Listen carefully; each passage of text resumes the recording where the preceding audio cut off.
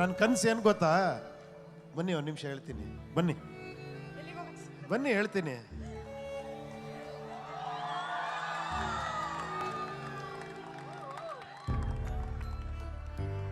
ಬನ್ನಿ, ನನ್ನ ಕನಸು ಇದು. ಈ ಸ್ಟೇಜ್ ಅನ್ನೋದು, ಈ ನಾಯಕ ಅನ್ನೋದು, ಅದು ಹೋಗಿ ಸ್ಟೇಜ್ಲೆಸ್ ಕಾರ್ಯಕ್ರಮಗಳಾಗಬೇಕು, ನಾಯಕ ಇಲ್ದಿರೋಂಥ ಪ್ರಪಂಚ ಆಗಬೇಕು, ಜನರೆಲ್ಲ ಪ್ರಭುಗಳಾಗಬೇಕು. ಅದು ನನ್ನ ಕನಸು. ಅದೇ ಪ್ರಜಾಕೀಯ. ನಿಮಗೆಲ್ಲ ರಾಜಕೀಯ ಅಭ್ಯಾಸ ಆಗ್ಬಿಟ್ಟಿದೆ. ಮೇಲೆ ನೋಡಿ ನೋಡಿ ಅಲ್ಲಿ ಲೈಟ್ ಹಾಕ್ಬಿಡ್ತಾರೆ, ನೀವೆಲ್ಲ ಕತ್ಲಲ್ಲಿ ಇರ್ತೀರ, ನಮ್ಗೇನು ಕಾಣಿಸ್ತಾ ಇರಲ್ಲ ನೀವು. ಬಟ್ ಇಲ್ಲಿ ಬಂದ್ರೆ ನೋಡಿ ಎಷ್ಟು ಅದ್ಭುತವಾಗಿದೆ ನಿಮ್ಮ ಜೊತೆ ಸೇರೋದು.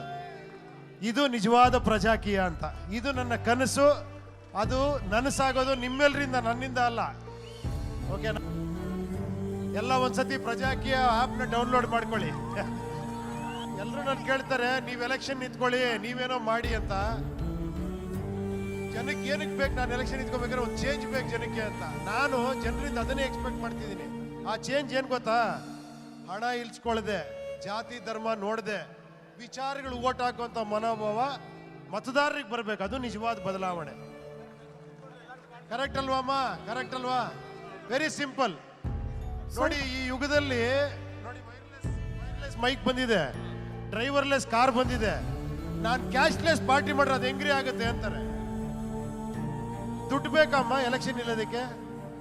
ಬೇಡ ಅಲ್ವಾ? ಅದಕ್ಕೆ ಕ್ಯಾಶ್ಲೆಸ್ ಪಾರ್ಟಿ ಫಸ್ಟ್ ಮಾಡಿರೋದು ಇಂಡಿಯಲ್ಲಿ ನಾನು ಒಬ್ನೇ. ಅದು ನಿಮ್ಮನ್ನು ನಂಬ್ಕೊ ಮಾಡಿರೋದು. ಖಂಡಿತ ಚೆನ್ನಾಗಾಗತ್ತೆ ಅಂತ ನನಗೆ ಗೊತ್ತು. ಒಂದಲ್ಲ ಒಂದಿನ ಹಾಗೆ ಆಗತ್ತೆ.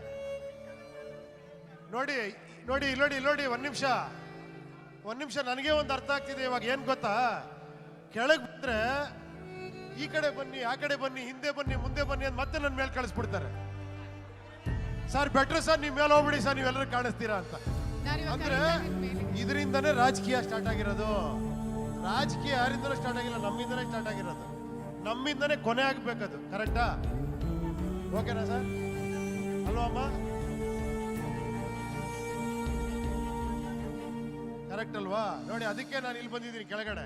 ಕರೆಕ್ಟ್ ಅಲ್ವಾ ಅಮ್ಮ? ಹೌದಮ್ಮ, ಅದಕ್ಕೆ ನಾನು ಕೆಳಗಿಳಿದು ಬಂದಿದ್ದು. ನಾನು ಇಷ್ಟಪಡೋರು ಅಂತ ಹೇಳಿದೆ. ಅದಕ್ಕೆ thank you very much. Thank you.